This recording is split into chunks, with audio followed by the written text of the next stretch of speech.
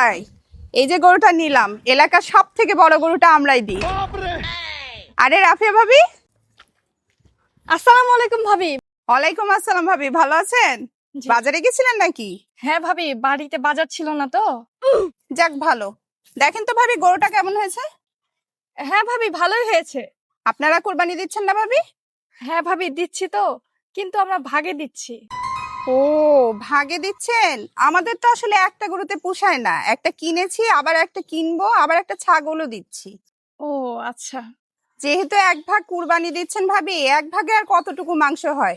এক কাজ করেন, ঈদের দিন আমার বাড়িতে মাংস নিতে চলে আসেন।